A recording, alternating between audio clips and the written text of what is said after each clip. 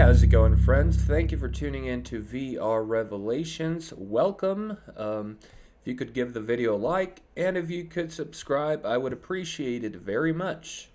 Anyways, it is February the 12th, the year of our Lord 2023, and we have reports here that Russian forces, and to be more specific, Wagner forces from the private military corporation, which seems to be at the forefront of a lot of these Russian victories right now. You have to remember, you have the Russian army, the main Russian army, and then you have these other forces that are fighting along with it, such as this private military corporation, the Wagner Group, and also, I believe, Chechen forces.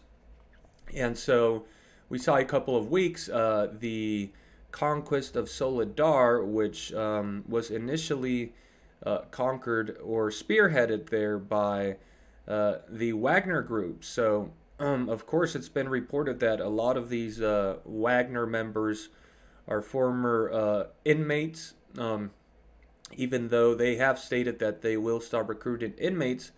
Just kind of shows you that, they've still been able to defeat Russian forces even with this Wagner group. So it's not even the main Russian military force. So it looks like they're just allowing them to go first. And they've been pretty successful. So it looks like the Russian forces are definitely enjoying the support there of this paramilitary group here, the Wagner group. So we can see Soledar right over here, guys. That was taken a couple of weeks ago. Of course, we have the main focus right now, which is Bakhmut right here, which you can see is pretty close to collapse here. It is obviously being surrounded here by Russian forces.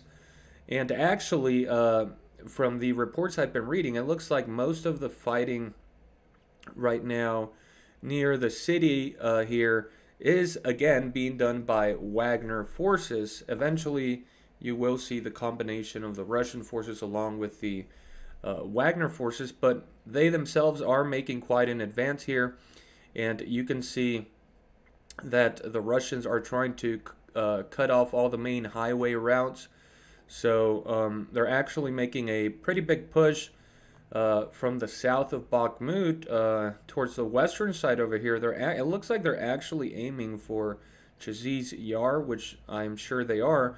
But also, you can see that right down here, they're pretty close to this T0504 highway here. Now, if we follow that, that's one of the entrances to Bakhmut, on the main highways at least. And then the other two, you can see they've already been blocked by Russian forces. So they're pretty much cutting off the main escape routes here for the Ukrainian forces. So they will have a lot tougher time retreating now, since they will have to take off-roads, I believe. I'm not quite sure where those are, but yeah, that seems to be the strategy, while at the same time, Bakhmut is just being swallowed up here into this offensive push by the Russian forces. Now, the reports I want to read about here are these ones, such as Euronews is reporting on this, Reuters is also reporting on this, and multiple other sources, as you can see here, Radio Free Europe. So, the Russians are claiming that they took a nearby town here north of Bakhmut, and as we're going to be reading, that town is actually Krasna Hora, I believe it is pronounced. Let me just make sure here. Yeah, that's right. So, the head of the Russian paramilitary Wagner group said on Sunday that his troops had taken the Ukrainian town of Krasna Hora, a few kilometers north of Bakhmut, a key city that Moscow has been trying to conquer for several months. That would be Bakhmut they're talking about. But yeah, so right down here, guys, we have Bakhmut. And then if we just go slightly up to the north, we can see Krasna Hora over here, which this map seems to be aware of the situation here. So that has been taken control of. I'm sure Paraskokivka here is going to fall soon. So you can see that the situation just is growing worse around Bakhmut. Now that they've taken Krasna Hora, they're just going to push westward even more, right, towards the MO3 highway here, again, cutting off these routes even more. And then at this point, guys, since they've took Krasna Hora right up here, it's just going to be a matter of time now as they continue to advance, and take Berkivka, Yahitne. I mean, it's like they're giving the Ukrainian forces time to flee Bakhmut here, but slowly, right, those jaws of that pincer movement are slowly closing in here, while at the same time, Russian forces are continuing to push into the city here. And so the situation is definitely a lot more dire than what the Western media sources are reporting right now. Again, you don't hear of any Ukrainian victories. There's a lot of radio silence, right, in the Western media propaganda machine because they have nothing good to report on. It's just constant defeat, and the situation is only growing worse. Pretty soon here, you're going to see that they're going to have to report on what's happening here in Bakhmut, and eventually they will report that Bakhmut has fallen, just like Soledar did. They tried to stall on their announcement of Soledar right up here for weeks after it was actually conquered by Russian forces. So expect the same thing here with Bakhmut. And once they do report it, they are going to try to downplay the importance of Bakhmut as they already have been doing. But just remember, Zelensky himself contradicted them even when the U.S. told him to back his forces out of Bakhmut, that it wasn't worth it, that it was just going to be a catastrophic loss of soldiers, and that he should save them for a later battle.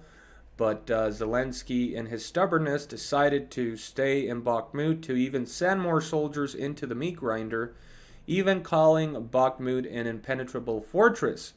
So obviously Zelensky has made it very clear that this is a really important city for them.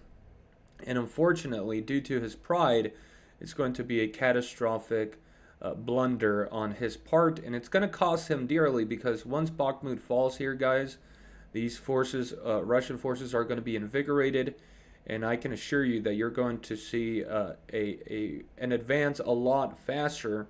And of course, the next main objectives will be Kramatorsk and Slovyansk. And because Bakhmut in this area here has been a stronghold for Ukrainian resistance, along with Vuhledar down here, which you can see that is about to be taken. Once the Russians actually take over these areas, you're going to see that there's going to be less resistance as they make their way to Kramatorsk and Slovyansk, which will be the next major resistance centers in this whole area here, and so in the whole Donetsk area. So that will eventually give the Russians the victory they were looking for in this special military operation. Of course, we do still have to keep an eye out on Zaporizhia down here because that is part of the objective, of course, where the Ukrainians are still in. But again, then we'll have to keep an eye out. I believe the head of the Wagner forces made a comment saying that it'll take up to 2 years for the Russian forces to take all this area. I think he might have been being sarcastic on that. The Russians definitely don't want to drag this on for 2 years. And it completely, the Western media, they ran away with this. Oh, the Wagner leader said it's going to take about 2 years for them to take this area. Well, in their dreams, I think he was just being sarcastic, right? Sort of poking fun at the West. Or really, he could just be miscalculating the situation because Zelensky himself said that if these tanks that Western nations promised don't arrive by August, then it will have been too late. So this war is not going to go on for 2 years, guys. Russia has accused the West of trying to prolong the conflict in order to inflict more damage to Russia and destabilize this region near the border with Russia. And so Russia is looking to end this year here. Again, we know we have a major buildup of troops in Belarus.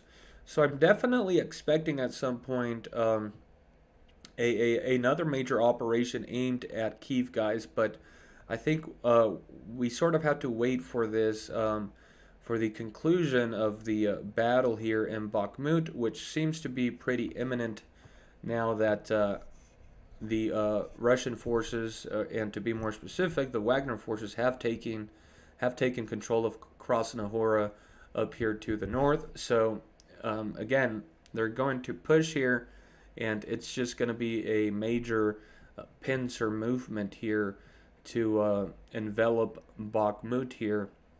And all the Russian forces need to do is just collapse some of their northern forces down towards Bakhmut, maybe bring in some of these other forces fighting over here, and they'll take Bakhmut a lot easier now. Of course, Ukraine is sending everything they got, it looks like, to Bakhmut, which is a massive error on their part, since they're going to be thin on forces more than they already are. And again, we have these tanks, right? These German Leopard 2 tanks arriving sometime in March. Of course, it's February 12th right now. So the Russians know they have this window before more armaments arrive for the Ukrainians, which will increase the resistance. And of course, you want to take advantage of that opportunity, right? Of that time when the enemy is at its weakest. And so, again, the Russians have launched an offensive up here also, near Zveresk. As you can see here, they are advancing. They are trying to take Zveresk. So they're pretty much trying to close in this whole front line here and continue to advance forward. And I think that's all going to speed up once Bakhmut falls. So let's go ahead and take a quick read here at the report. It says the head of Russia's paramilitary Wagner group said on Sunday that his troops had taken the Ukrainian town of Krasna Hora, a few kilometers north of Bakhmut, a key city that Moscow has been trying to conquer for several months. Today, Wagner's assault units took the locality of Krasna Hora. Yevgeny Prigozhin was quoted as saying by his press service. Again, this is the man that is the head of these Wagner forces. For more than 6 months, Wagner and the Russian army have been trying to capture Bakhmut in eastern Ukraine. A town of limited, here it goes, guys, the downplane, limited strategic importance, not according to Zelensky, but which has gained great symbolic significance because of the long duration of the fight, which is not true. Bakhmut is significant because it provides a lot of ways and a lot of routes to other major cities there, of course. And Russian forces, let's see, however, there appears to be an increasing tension between the paramilitary group and Moscow's regular forces. Okay, now they're just going to get into their Western propaganda.